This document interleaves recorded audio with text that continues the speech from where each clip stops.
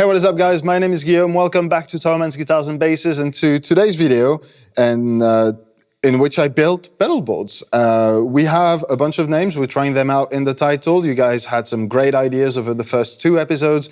So if you have any cool names, if you have any cool branding sort of things, please do let me know in the comment section below. The concept is I'm going to assemble themed pedal board, artist pedal boards on a budget, and show you guys the ins and outs of building the board, selecting the pedals, why, how, when, on what platform, assemble the board, and then give you guys some sounds. And today's theme is one of my absolute favorite guitar players, and that's Mr. John Frusciante from the Red Hot Chili Peppers. Now, the idea for that episode is to make a very compact, very affordable pedal board that encompasses as many John Frusciante tones as we possibly can. So the budget is going to be about 500 euros or dollars, and the size of the board is going to be that Spaceship 40 by Harley Benton.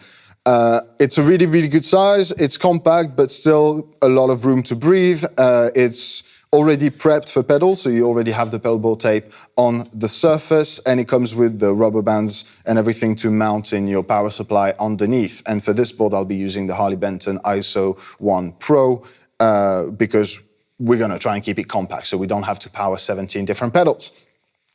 The challenge, as I said, was twofold because John Frusciante's board is kind of gigantic. It's got a lot of pedals on there, from very classic stuff to very niche things that you don't usually see on guitar players' boards, and he's got many of them. So keeping that down to a 500-ish sort of mark and also a reasonable number of pedal was kind of tricky, but I can safely say that I stand behind my choices, and now we can have a look at the pedal selection for this board. And pedal number 1 is no other than the Nano Big Muff by Electro Harmonix. John Frusciante is a prominent user of Big Muff fuzzes, different variations, but mostly very big and bulky vintage units.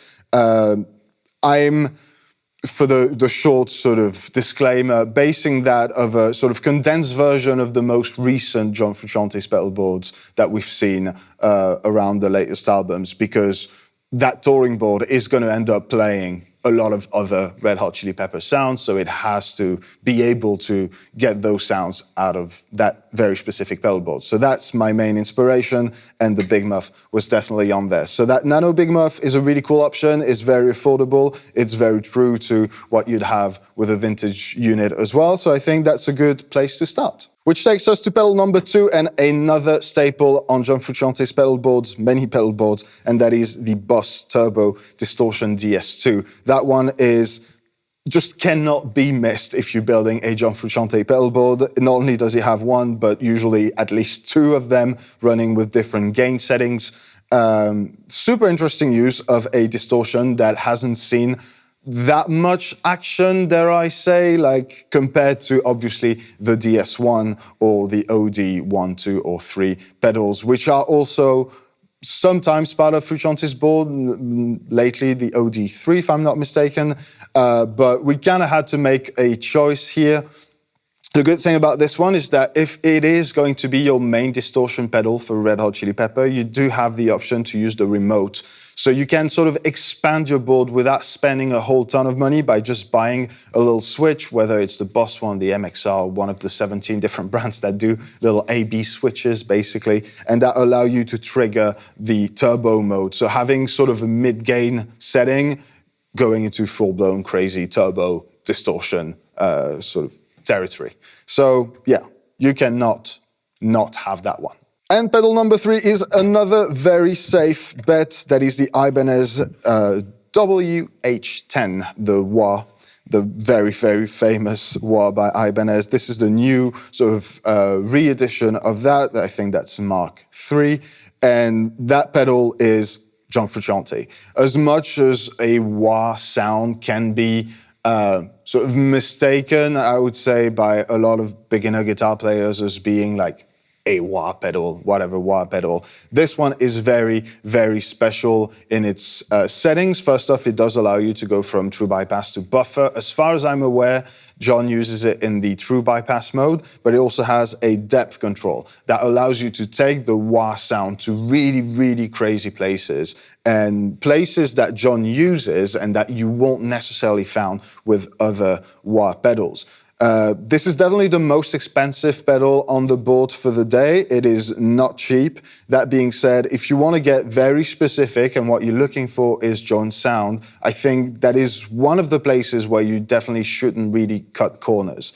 That thing is just part of the core sound. So the Ibanez WH10. And pedal number 4 for today, if we can still call that a pedal, is the Line 6 M5 Stompbox Modeler. Now that thing is not new by any means, but that means it's also incredibly affordable and incredibly versatile. John uses a ton of modulations, several phasers, flanges, choruses, and envelope filters with pedals that are kind of hard to find, like the Boss E3, different MXR pedals with 2 reverbs, 2 delays, carbon copy and the tape one, and then the envelope filters, the Moog envelope filters that he uses as well. That thing will basically do it all. As I said, it's not new, but the quality of the modulations and the time bass effects in that is premium. It's really, really high quality, so that thing will not go to waste. Even if you decide to expand your pedal board, if you buy an MXR Phase 90, for example, that can still be your chorus and your flanger and everything else. It's got MIDI, it's got stereo in and out, so really, really underappreciated pedal, but that thing is affordable, really functional, and it'll do a lot of heavy lifting for our Frusciante board. Which takes us to the final pedal for this board, and that is the Harley Benton Duality. It is part of the last series of Harley Benton pedals. It's a really good reverb and delay, like 2-in-1 pedal. The reason why I chose to use that on top is because, first off, extremely affordable. It's not denting our budget that much. And because the Line 6 M5 can only run one effect at a time. So knowing that reverb is going to be a massive part of Frusciante's sort of always-on sound, with the exception of a few introduction, like song intros and that kind of thing, I wanted to have like a separate control over a basic reverb, a basic delay, and then do all the rest with the Line 6 M5. So with that pedal, that duality, we can always have a bit of reverb on, turn on the delay where we need it, and if we need something a lot more specific for a specific part of a song, we can use the Line 6 M5 to go from either a modulation or a very long delay or a very long reverb or whatever else you might need. But that's our 5th and final pedal for today. And just before I get started with the assembly, I want to give you sort of the Pedalboard trick tip of the week right off at the beginning, because something that I like to do if I'm putting together a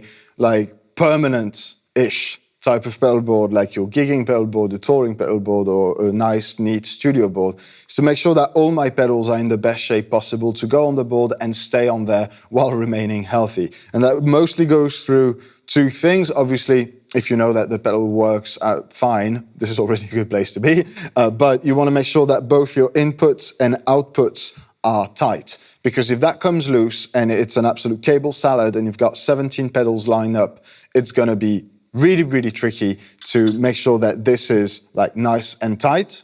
So you want to make sure of that right off before you assemble the board. Just check it. Give it, like, make sure it's, you know, you don't want to over tighten it, because if the jack inside comes loose, it might just rip off the connection. But just, you know, nice and tight, just enough to hold on to whatever abuse there. This one's pretty good.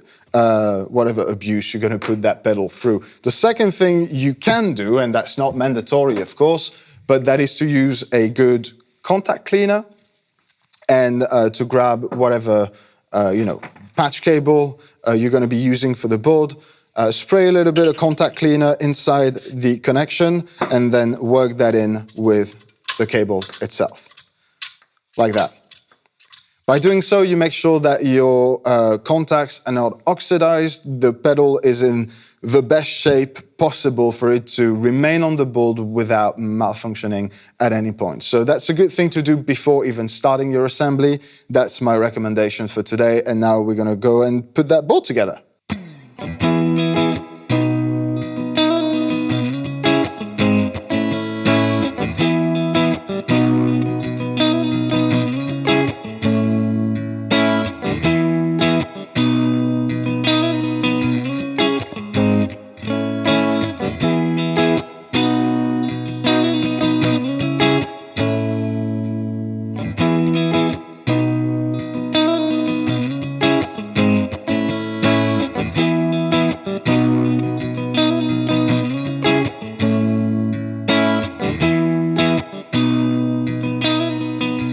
All right, and that's it. I think this is looking pretty neat. Otherwise, I went for my gain stages before the wah because typically that's what John will do. And then made an executive decision to put the Line 6 before the duality. He tends to run some modulations before delay and reverb, some modulations after, for the sake of simplicity here, and because we're trying to keep it to a minimum amount of pedals. That's going to go modulations into the duality by Harley Benton, going straight out into the amp that's on the side. That's a Fender Blues Deluxe. I'm going to turn that on, pick a guitar, and try and give you guys some Red Hot Chili Pepper-esque sounds. Hopefully.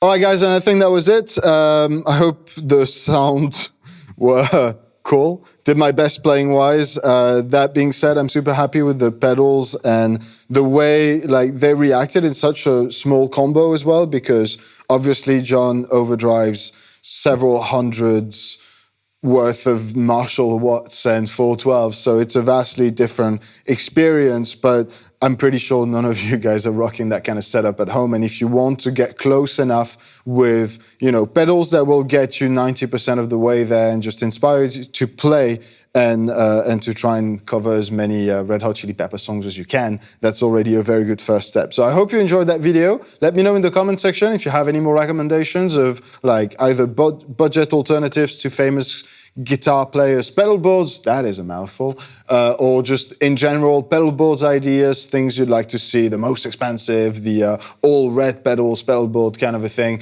Just let me know in the comments and I'll get to it as soon as I can. In the meantime, don't forget to like this video and subscribe to the channel. Don't miss out, and I'll see you in the next one. Bye.